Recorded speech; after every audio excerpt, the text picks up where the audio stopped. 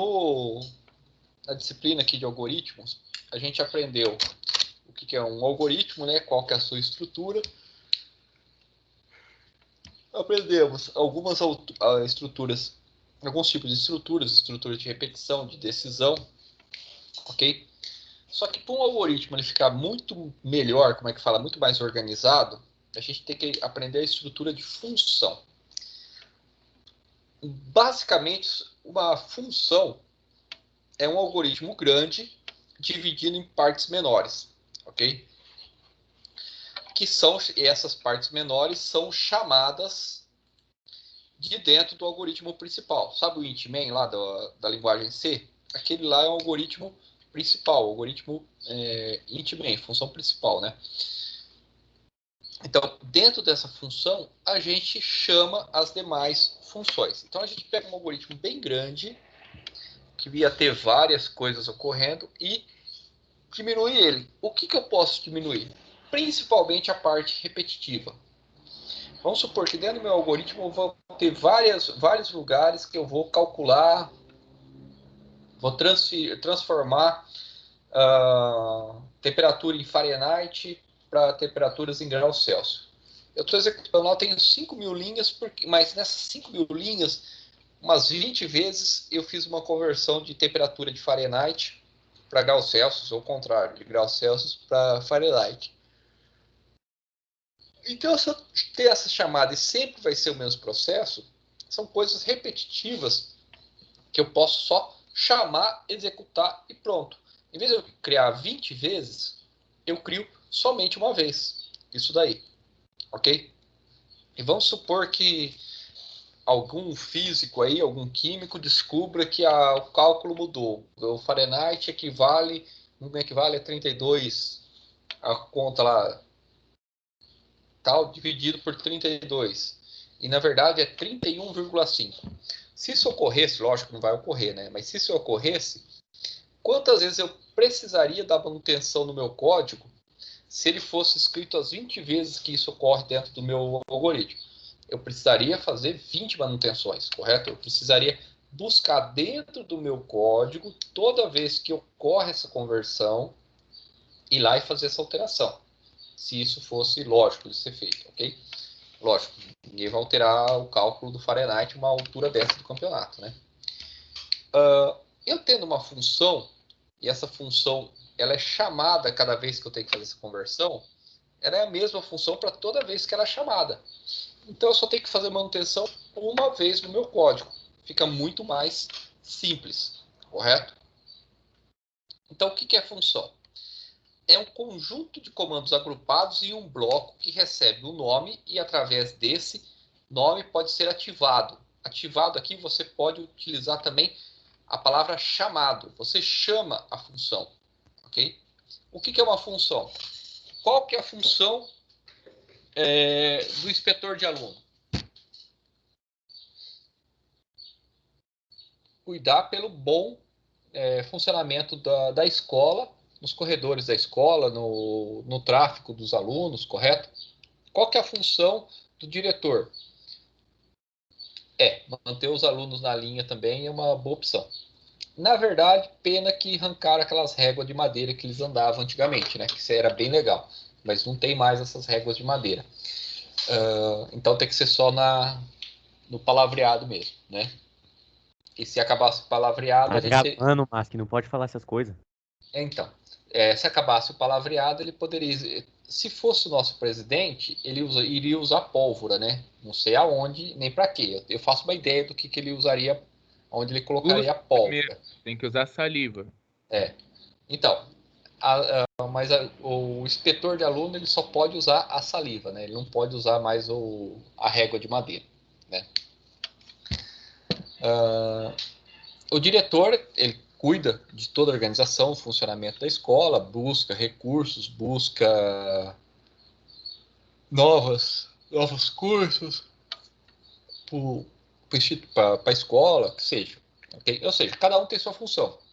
E você é chamado a executar essa função quando ela precisa ser executada, ok? O professor, ele tem, além de dar aula, ele tem a função de preparar a aula, de atender aluno, de coordenar projetos de pesquisa dentro do Instituto Federal. Ele tem várias funções. Participar de comissões. Então, ele é chamado a executar essa função quando ela é precisa, né? Okay? Por exemplo, o professor vão fazer a comissão de divulgação. O professor ele é chamado a participar dessa comissão de divulgação quando ela se faz necessário. Ele é chamado a dar aula quando se faz necessário dar aula, correto? Então, é uma função. Então, pode ser ativado ou, no caso, chamado. Ok? A sua, então, é dar um croque na gente quando esquece ponto e vírgula? Também. Ok? Na verdade, croca eu não posso dar por causa que o ECA não permite, né? Ok? Mas a gente pode fazer uma persuasão física, uma persuasão verbal para a pessoa, né? Nunca mais esquecer o ponto e vírgula, ok? Bem, se a função existe, ela tem um uso, que é permitir o reaproveitamento de código já construído por você ou por outros programadores. Quando a gente fala de função, antigamente, assim, nos primórdios da computação, lá na década de 60, 70, 50, olha que tempo bom, hein? Até na década de 70, dependendo da época, eu nem era nascido ainda. Não existia a programação estruturada que a gente conhece hoje. O que é programação estruturada? A programação estruturada é um tipo de programação que aceita if, else, estruturas de repetição, estruturas de decisão, estruturas de funções. Você criava um algoritmo do começo ao fim, saía escrevendo, ok? E ficava uma coisa meio maluca, né? Porque imagina um algoritmo aí para lançar um satélite no espaço, com um aluno bem embaladinho lá dentro, né?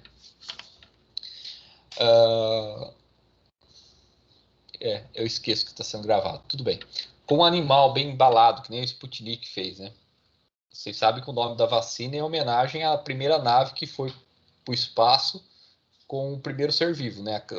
Era uma cadelinha que foram para lá, só que a hora que ela voltou morta, né? Porque não tinha ar para respirar lá em cima, a coitada morreu, né?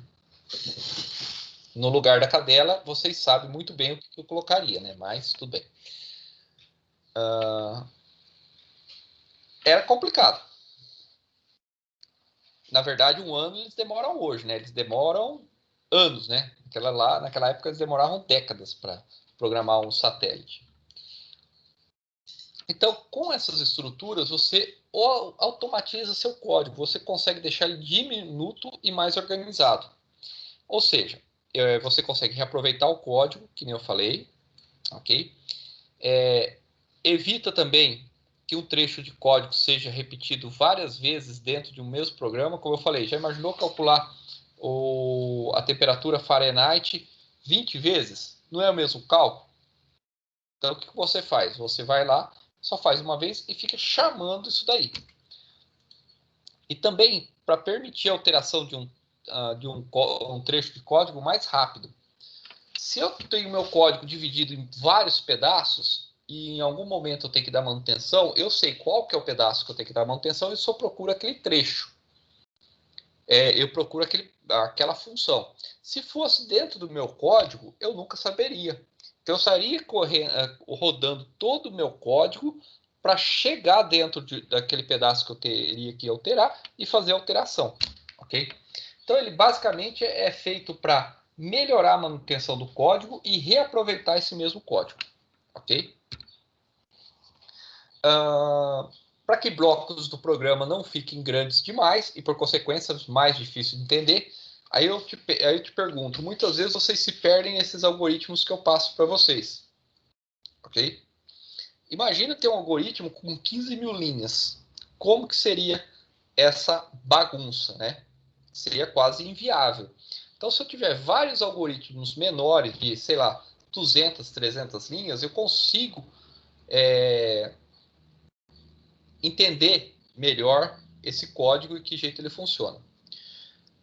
Automaticamente, fazendo isso, eu consigo facilitar a leitura do programa-fonte. Ok? O programa-fonte é o código, né? E ele se torna mais fácil. E para separar os programas em partes, blocos que possam ser logicamente compreendidos de forma isolada. Vamos supor lá que eu tenho um cálculo que calcula a área do quadrado. Nesse mesmo algoritmo, eu preciso transformar a temperatura Celsius daquele local em temperatura Fahrenheit, ou ao contrário, e tenho que calcular a pressão atmosférica do ambiente em um determinado ponto para que a água, sei lá, uma maluquice desse jeito. Então, eu dividindo isso daí, o cálculo da pressão atmosférica, o cálculo da temperatura e o cálculo da área, em 3 códigos, você vai conseguir compreender logicamente como que isso aí funciona, e lá dentro da função principal, você vai fazendo as chamadas e você vai entendendo o que cada função está fazendo naquele momento no seu código principal, ok? A sintaxe, eu não vou passar em fluxograma isso daqui para vocês, tá? Então é só em código mesmo, ok? A sintaxe em C, eu preciso de um tipo de função, ok? O nome da função e lista de parâmetros quando necessário. A lista de parâmetros não é obrigatória, ok? O tipo da função, o nome da função e o corpo da função é obrigatória, ok? A lista de parâmetros nem sempre é obrigatória. A lista de parâmetros também é chamada lista de argumentos e é opcional. O que é esse tipo da função? A mesma coisa do tipo de dados. Quais são os tipos de dados que eu posso retornar em uma função? São só 3, pessoal. É o tipo inteiro, os tipos reais e o caractere. Eu não consigo retornar uma string de caractere em uma função. Ok? Aí, professor, o que é retornar? Lembrem-se disso por enquanto. Eu só posso usar em função 3 tipos de dados. Na verdade, eu posso usar o 4, que é o sem retorno. Vocês vão ver logo para frente. Mas quando eu preciso ter retorno, eu só posso utilizar 3 tipos. O inteiro, o real, float, double, que seja, e o caractere. Tudo bem? Guardem isso por enquanto. Aqui é uma função do tipo sem retorno, ou void, que a gente chama. Quando vocês lerem essa palavrinha aqui, ó, void, void o que significa em inglês? Hein, pessoal?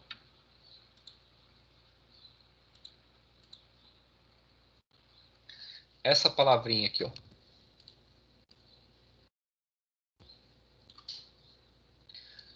Isso aqui tem a interpretação de vazio, tá? Ou sem retorno. E na linguagem C a gente reconhece como uma...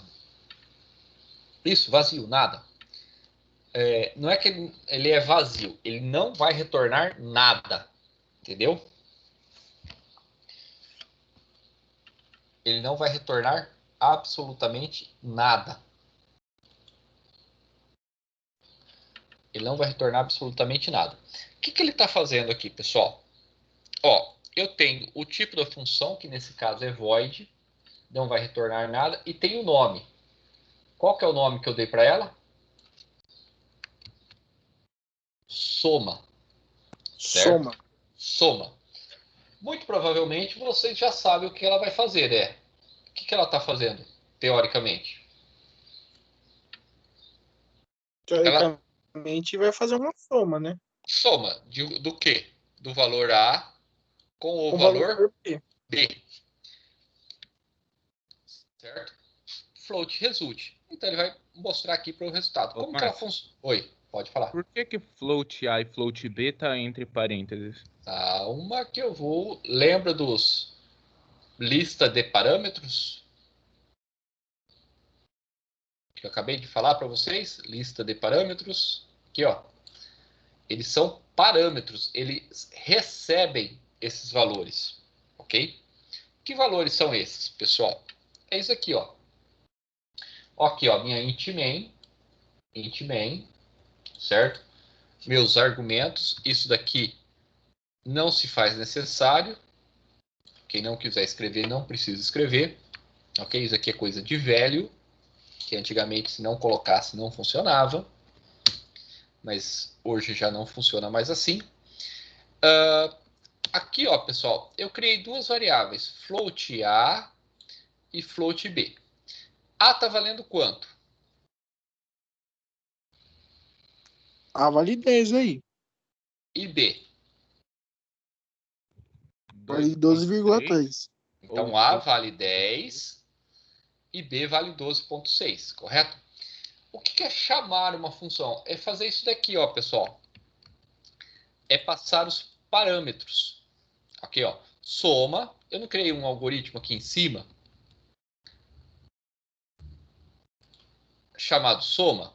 Não declarei uma variável A e uma variável B. Isso aqui é como se fosse uma declaração de variável. Aqui eu declarei uma variável result. Result vai receber A mais B. E vai ter um printf que vai mostrar o resultado da soma aqui, né? Correto? Entenderam? Então, o que eu estou fazendo aqui, pessoal? Na int main. Opa. O que eu estou fazendo? Ó, na minha int main, na minha função principal, que ela sempre tem que existir, eu estou falando que tem float A, float B, o A vale 10 e o B vale 12,3. E está chamando a soma B e A. Certo? Aí eu pergunto para vocês. Chamei, eu passei o valor, ó. B vale 12,3 e A vale 10. Correto? B e A. Então, float A vai receber um valor e float B vai receber outro valor. Quais são esses valores que eles vão receber? O float A vai receber 10 e o float B vai receber 12,3. Não, ao contrário.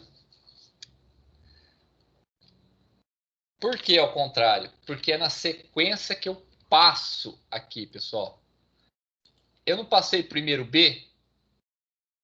Hã? Ó, soma. Entendi. Soma recebeu B. E soma recebeu A.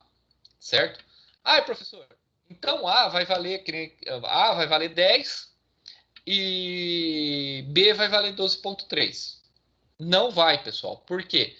Porque você não passa, são variáveis diferentes. A é uma e essa A aqui dessa função é outra. Então são valores diferentes. Eles recebem os valores por sequência.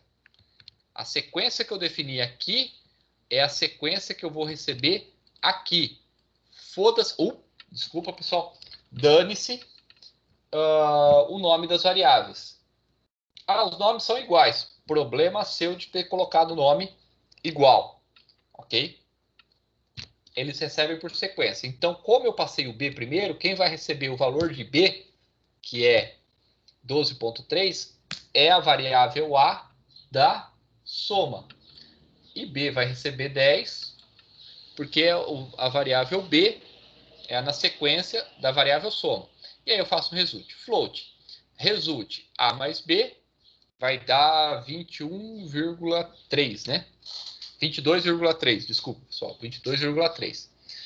Numa soma, assim como numa multiplicação, a ordem dos tratores não altera o viaduto, né? É isso que se fala na matemática, pessoal? Ordem dos tratores não altera o viaduto. A ordem dos fatores não altera o produto. Isso. Obrigado por corrigir a ordem. A gente fica pensando em trator, né? Então, a gente vive querendo passar por cima, ou que um trator passe por cima de alguém, né? Principalmente em uma cidade lá no centro-oeste. Nem sei porque eu estou falando isso. E aí, o que acontece? Numa soma ou numa multiplicação não existe problema em relação a isso. Só que vocês têm que convir comigo que se eu tiver uma divisão ou uma subtração vai dar diferente.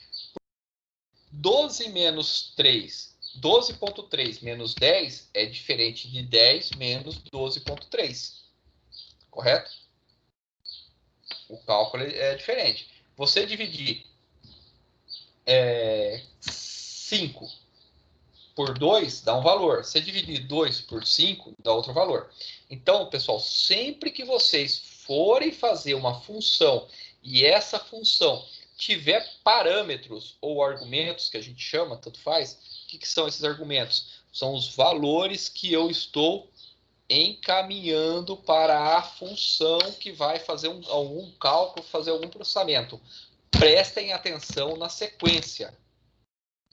Senão, vai dar erro.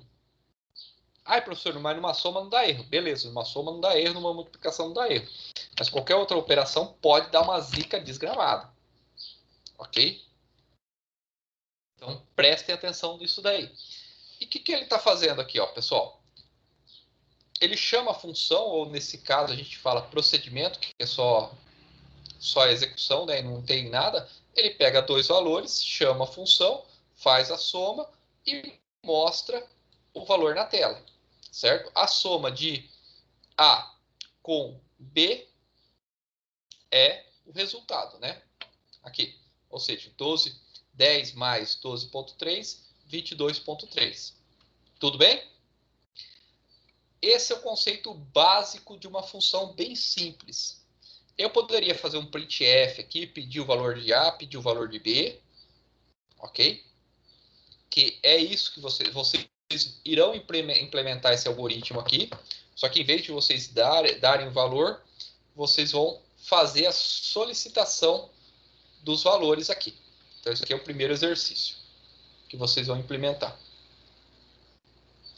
Bem, e aí vocês viram que eu falei bastante de parâmetros, né? Que são isso daqui, ó.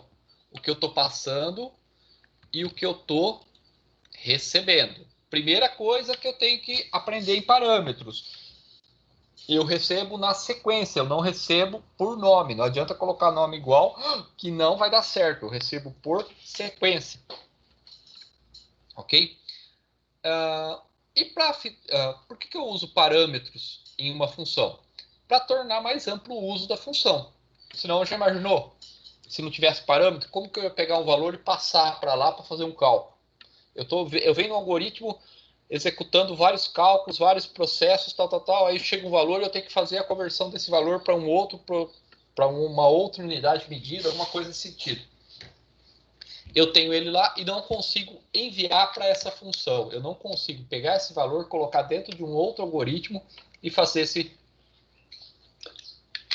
processamento. Então, não teria o uso mais amplo da função. Então, eu uso esses parâmetros. Esses parâmetros possibilitam que se definida sobre quais dados a função deve operar. E aí vocês têm que tomar cuidado. Se for um número inteiro, eu tenho que mandar um número inteiro. Ok? Se eu estou mandando um número inteiro, lá do lado de lá tem que estar recebendo, tem que ser um parâmetro de número inteiro. Se eu estou mandando um caractere, tem que ser um parâmetro de caractere. Se eu estou mandando um float, um número real, lá do lado de lá tem que ser um número real. Ó, vocês podem ver aqui que eu declarei float A, float B. Independente da sequência, quais são os tipos de dados que eu defini na minha função?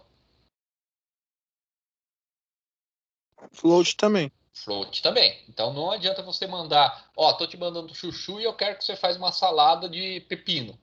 Não vai dar certo, correto? Você vai devolver para mim o quê? Você vai falar, não, tô esperando pepino aqui. Por que você está me mandando tomate? Para mim fazer salada. Ok? Então, prestem atenção em relação a isso. Para definir os parâmetros de uma função, o programador deve explicitá-los como se estivesse declarando uma variável entre os parênteses do cabeçalho da função. Foi o que eu fiz aqui, ó. Eu explicitei, ó. Float A, float B. Ok? Estou explicitando, eu estou criando isso aqui dentro da minha função soma. Caso precise declarar mais de um parâmetro, é só colocar ponto e vírgula. Ai, professor, quantos parâmetros eu vou precisar numa função? Depende do problema que você tem que calcular, resolver. Ok? Eu vou precisar de 200 parâmetros. Você vai ter que criar 200 parâmetros. Eu acho que vai dar uma zebra desgraçada, né? Mas tudo bem. Preciso de 5. Preciso de 10. Preciso de 1. Não preciso de nenhum. Não declare parâmetros. Ele não é obrigatório. Ok? Certo? Mas aí ele é obrigatório de acordo com a minha necessidade. Quantos parâmetros eu vou precisar? Os parâmetros são passados para a função de acordo com a sua posição. Não adianta eu colocar o mesmo nome das minhas variáveis na minha função, explicitar lá na minha função com o mesmo nome, que não vai valer nada se eu não passar na sequência correta. Ok? O primeiro parâmetro atual da chamada define o primeiro valor do parâmetro formal, lá na definição da função, do jeito que eu fiz com vocês, que eu mostrei aqui para vocês.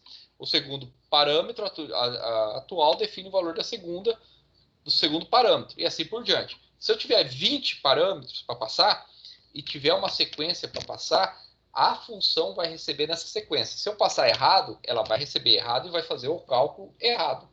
Ok? Os nomes dos parâmetros na chamada não têm relação com os nomes dos parâmetros na definição da função. Ok? Não adianta eu chamar chuchu na minha função principal e chuchu na minha função, na minha chamada de função, ok? Se eles não estiverem na mesma sequência. Se eu chamei chuchu e tomate, e lá eu coloquei tomate e chuchu, o cara vai sentir o gosto do chuchu, vai ter gosto de tomate, o gosto de tomate vai ter gosto de chuchu. Ok? Se bem que chuchu não tem gosto, né? Chuchu, quando você faz ele tem gosto do tempero que você coloca. Se você colocar pimenta e sal, ele vai ter gosto de pimenta com sal. Se você colocar cebolinha e salsinha, vai ter gosto de cebolinha e salsinha, né? É básico isso. Ok? Só não coloca coentro, não, que para mim, quer acabar com uma comida, você vai lá e coloca coentro. Suco do Chaves, suco de tamarindo com gosto de limão. Você assistiu muito Chaves na vida, né? Criação de uma função no código-fonte. A princípio, podemos tomar com a regra a seguinte afirmativa: toda função deve ser declarada antes de ser usada. Se você vier aqui, primeiro eu declarei a minha função, correto? Primeiro eu declarei a minha função e depois eu declarei o quê? A minha função principal, meu int main, ok? Então, o que você tem que fazer quando você for utilizar a função nos seus algoritmos? O que você tem que fazer? Primeiro, verificar quais as funções que você vai ter, ou caso você verifique a necessidade de criar uma função no meio do teu código, você tem que ir lá no começo do teu código, antes da função int_main, e criar essa função. Ela não pode ser depois. Lembra que eu falei para vocês que os algoritmos eles são executados de cima para baixo? Vou até ligar a câmera aqui para vocês verem. Ó. De cima para baixo, da esquerda para a direita? Então, lembra disso? O sinal do Pai Nosso? Ok? Esse processo, o que ele verifica? Ele vai sair executando. Então, ele está executando de cima para baixo. Aí você criou a tua int main e colocou a função lá no começo. Lá no final, desculpa, pessoal. Lá no final. Aí ele chega lá e calcula Fahrenheit. Que vai pegar o grau Celsius e calcular o Fahrenheit. Ele vai vir executando. Aí você não colocou no começo. Calcula Fahrenheit. Ele fala, pera lá. Eu não... Como é que fala? Eu não conheço essa função calcula Fahrenheit. Como que eu vou calcular ela? Por quê? Porque ela está depois. Então, sempre que eu vou executar uma função, chamar uma função, ela já tem que estar sido criada no começo do algoritmo. Beleza? A declaração de uma função em linguagem C não é exatamente o que fizemos até agora. O que podemos fazer é a definição da função antes do seu uso. Ok? Na definição da função, está implícita a sua declaração. O que eu poderia fazer aqui é o seguinte. O que aqui está falando? Eu poderia vir aqui e colocar só essa linha aqui no começo da minha função, ó. Void, soma, e aqui eu colocaria ponto e vírgula. Depois do parênteses aqui, eu colocaria ponto e vírgula. Viria aqui, faria a minha função, ok? Faria a minha função principal e pegaria tudo isso daqui novamente, tudo isso aqui, desculpa pessoal, todos aqui, e colocaria depois, certo? O que vai acontecer? Eu vou ter um cabeçalho aqui antes da minha int main, ok? Que teria as minhas variáveis. E teria o código depois. Aqui a gente fala que é uma prototipação. No começo, não se preocupem com isso. No começo, utilizem dessa maneira aqui. Crie suas funções, ok? E depois você cria a sua função principal, primeiro, isso daqui, e depois você cria a sua função principal e executa o seu código, tá? Prototipação, se der, bimestre que vem eu passo para vocês um pouco sobre isso daí, tudo bem? Vai estar falando aqui no algoritmo, mas não se preocupe, no slide, mas não vai utilizar agora, ok? É isso aqui que eu fiz aqui, ó. Tá vendo? Aquela mesma função. Eu vim aqui, criei o void soma, ok? Declarei as variáveis, criei meu int main, igualzinho, só que com outros valores aqui, né? E, por fim, eu vim aqui e fiz a declaração da minha variável void soma. Aqui, ó, igualzinho.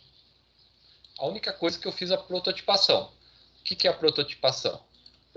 Prototipação, primeiro, é só colocar o nome e os parâmetros. Aqui, ó, float A, float B. Fiz depois, em segundo lugar, a minha função principal. E por último, terceiro, fiz a declaração total da minha função aqui.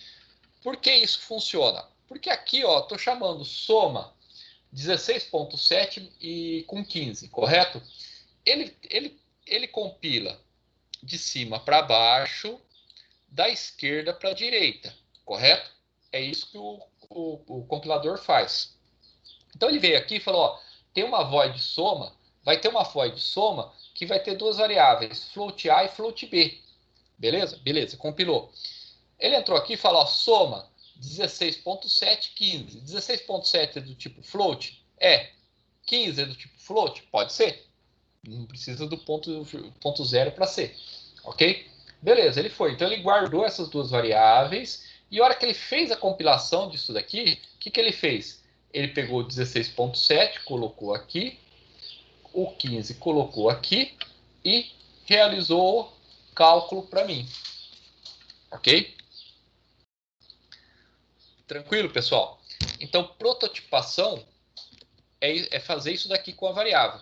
Ah, professor, mas é muito confuso agora no começo. Sim, eu sei. Então, agora no começo, você não vai usar prototipação. Você vai declarar todas as suas funções no começo e só chamá-las no int main. Não vai precisar ter mais nada daqui para baixo. Ok? Tranquilo? Aqui é um exemplo de prototipação. Por exemplo, e verificação de parâmetros. A princípio, os dados... E aqui a gente é o que volta no começo. A princípio, os dados usados dos parâmetros atuais, aqueles da chamada da função, devem ser os mesmos tipos dos parâmetros formais. Se é float, é float. Se é inteiro, é inteiro. Se for char, caractere, é caractere, ok? Se isso não ocorrer, a declaração da função vier antes do seu uso, os compiladores C modernos se encarregam de converter automaticamente os tipos como se estivesse usando o cast, um arredondamento, ok? Só que aí tem que tomar cuidado. Por exemplo, ele não vai converter do tipo numérico para o tipo caractere. Ele não consegue fazer essa conversão, mas ele consegue fazer a conversão do tipo inteiro para o tipo float e do tipo float para o tipo inteiro, só que tem um probleminha. Quais seriam esse probleminha? Vamos supor que aqui eu não tenha declarado float, eu tenha declarado int, certo? Qual que é o número inteiro de 12.3? O mais perto vai ser 12, né? Não, não é o mais perto. Quando eu faço cast desse tipo aqui, pode ser 12.9. Ele elimina as casas decimais. Ele não faz um arredondamento, entendeu? Ele simplesmente elimina as casas decimais. Eliminando as casas decimais, vamos falar que não era 12.3, era 12.9. Se fosse um arredondamento, seria mais perto do 13, né? Ele vem aqui e faz a conta. Ele recebe, a maioria dos compiladores ele recebe 12 aqui, ó. E você concorda comigo que 12 mais 10 é diferente de 12.3 mais 10, correto? Se eu tiver algum problema de diferença que isso daí vai impactar lá na frente, vai dar um cálculo gigantesco. Para vocês terem uma ideia, em processo de arredondamento que não foi arredondado corretamente no Excel, tinha uma planilha que trabalhava com tinha na empresa aqui da Steve que eu trabalhava, o cara me chamou um dia para ver um erro que estava dando, que ele tentou verificar que o sistema estava dando um valor diferente. Para calcular o custo de 1 litro de álcool, a gente utilizava 4 casas decimais. Okay? Na verdade, ele utilizava 4 casas decimais depois da vírgula, né? 4 casas depois da vírgula, para calcular o litro de álcool. 4 casas. Ele tinha uma planilha Excel que ele fazia esse controle manualmente, não, no Excel, com 4 casas. Quando a gente implementou o sistema ele calculava com 2 casas decimais. E simplesmente o custo não bateu, mas diferença de 8 milhões de reais no final da safra. O custo não bateu, o sistema estava errado. Por que o sistema estava errado? Porque o arredondamento de 4 casas decimais, que era todos os insumos mínimos por litro de álcool, as coisas que iam lá, você jogou isso daí na produção do ano inteiro da usina, o sistema estava dando quase 8 milhões a menos no custo. Então, quando eu for trabalhar com arredondamento, fiquem atentos em relação a isso, ok? Principalmente na linguagem C. Ela não faz arredondamento, ela vai lá e corta as casas decimais. Ok?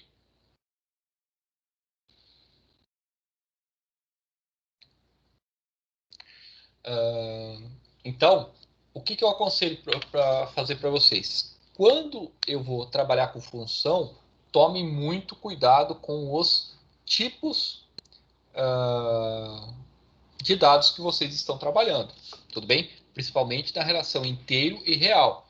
Vai dar zica se você fizer alguma coisa errada. Ok? Verificação dos parâmetros, né? Então, eu tenho um probleminha que eu tenho que verificar meus parâmetros. Entretanto, tenha muito cuidado se as 3 condições a seguir se verificarem. Se você estiver usando um compilador que não exige a declaração antes da função, antes do seu uso, não existe essa possibilidade. O Dev C++, ele exige. Eu achei um compilador lá da não sei o que tem, que eu trabalho com Linux. Deve ser alguma coisa muito antiga ou fora de padrão, porque a maioria dos compiladores exigem isso daí. Se você usar uma função antes de ter prototipado, e se os parâmetros formais e reais não forem exatamente do mesmo tipo, isso daqui vocês têm que se preocuparem. Ok? Se as 3 condições se verificarem, o resultado da execução é imprevisível. Não é certeza que isso daí vai funcionar corretamente, ok? Quando eu falo de variáveis, eu falo do escopo da variável. O que é o escopo da variável? Voltando aqui na nossa... Opa! Voltando aqui na nossa... no nosso exemplo, ok? Vou deixar um pouquinho maior para vocês verem. Essa variável A e essa variável A, elas são diferentes. Essa variável A, ela vai trabalhar no escopo da minha função soma. E essa função A, ela vai trabalhar no escopo da minha função int_main. Isso daqui é o escopo da variável. Aonde a minha variável está trabalhando? Ok? Ah, professor, ela tem o mesmo nome? Tem, mas não são iguais. Entenderam? Por quê? Porque elas estão em funções diferentes. Eu tenho algoritmos que podem ter 20 funções dentro dele. O int_main mais 19, ou 21, 22, pode ter 1000 funções. Ok? E nessas 1000 funções pode existir o nome dela pode se repetir nessas 20 funções, que vão ser variáveis diferentes. Elas estão em escopos. Elas estão em escopos diferentes. Ok? Ó, por escopo de uma variável, entende-se o bloco do código onde a variável é válida. Baseada nisso, temos as seguintes funções. As variáveis valem no bloco que são definidas, ou seja, valem nas funções que elas foram definidas. Max, Oi? uma pergunta. Esse negócio de função não vai ter que mudar o compilador que a gente usa, não, né? Não, não, é o mesmo compilador, deve ser mais. Ou o compilador que vocês optaram no começo da aula, da disciplina. As variáveis definidas dentro de uma função recebem o nome de variáveis locais. Ou seja, quando eu defino a minha variável dentro daquela função, seja int_main ou seja o nome que eu der, elas valem para aquele pedaço do meu código, não valem para fora. Os parâmetros formais de uma função valem também somente dentro da função. Ah, eu criei o parâmetro formal, eu fui lá e declarei float A e float B. Ela só vai valer para aquilo lá. Se eu tiver 20 funções que vai trabalhar com duas variáveis, eu quiser criar float A e float B nas minhas 20 funções, eu posso criar, porque diferente, essa float A e float B vai ser diferente em cada função, ok? Os parâmetros formais de uma função valem também somente dentro da função. Okay? Uma variável definida dentro de uma função não é acessível por outras funções, mesmo estas tendo nomes idênticos. Ok? Estou até colocando aqui, ó, essa parte aqui, para vocês entenderem que são variáveis diferentes. Ok? E aqui eu tenho... Oh, caramba! E aqui eu tenho uma função. Eu tenho uma int_main e eu tenho duas funções. A função 1, funct1, e a function2. Ok? E eu tenho a minha função principal. Você está vendo que aqui eu tenho uma função declarada chamada b, e aqui eu tenho outra função declarada chamada b, e aqui eu tenho outra função declarada chamada b? Elas são desculpa, pessoal, 3 variáveis diferentes em cada função chamada b. Elas são 3 variáveis diferentes. Ai, professor, ela tem o mesmo nome. Não interessa. Elas são funções diferentes. Imagina gêmeos idênticos. Nossa, eles são iguais. São. Mas o conteúdo lá dentro é diferente. Cada um é cada um, correto? No caso aqui eu tenho trigêmeos, né? E aqui é um exemplo que eu faço. Eu vim aqui e declarei B. eu vim aqui e dei o valor de 10 para esse B. Ok? Certo? Aqui ele vai me mostrar o printf de B. B aqui está valendo quanto?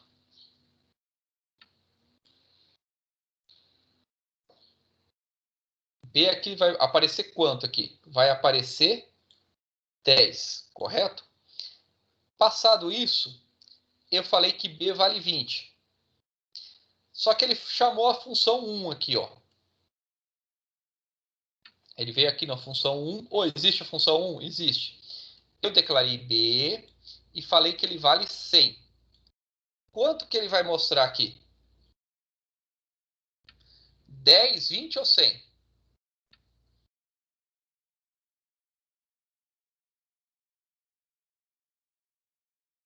Hein, pessoal? Quem chuta? Não, ele vai mostrar 100. Ó, ele está aqui dentro dessa função. B passou a valer 100, ok? Ó, B passou a valer 100, não. O B dentro dessa função vale 100 e ele vai mostrar o resultado de B. No caso, vai valer 100. Aí ele veio para cá. Aqui B tá valendo 20. Aqui ele vai aparecer 20. Ok? Porque, ó, B vale 20. Eu chamei a função 1, que não tem nada a ver com a função principal, só foi uma chamada de função. Aqui ele vai mostrar 20. E aqui ele vai falar que B vale quanto? 30. B está valendo 30. Só que nesse ponto, ele está chamando a função 2. Ele veio para cá, função 2, não tem parâmetro, ó, não tem parâmetro nenhum, como não tinha na função 1. Ele declarou int B, B está valendo menos 200, ok?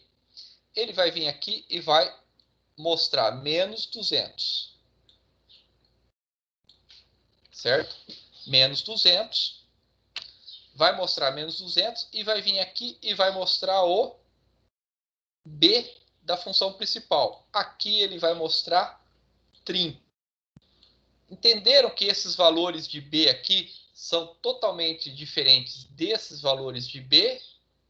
Aqui, esse get aqui é igual ao system pause, tá? Antes que alguém me pergunte. Ok? Esse get aqui é igual ao system pause. Ok, pessoal? Então ele vai trabalhar dessa maneira aqui, ó, com escopo de variáveis. Bem, até agora a gente está trabalhando com procedimento. A gente só está mandando os valores, ok? A gente só está mandando os valores e está recebendo os valores. E não está recebendo os valores. Então eu vou parar essa aula aqui, vou parar a gravação, ok? Que vai dar quase 59 minutos de fala. E aí vocês vão implementar esses exercícios, vão implementar outros exercícios sem retorno, e na próxima aula eu vou passar os exercícios de função com retorno. Tudo bem? Alguma dúvida, pessoal?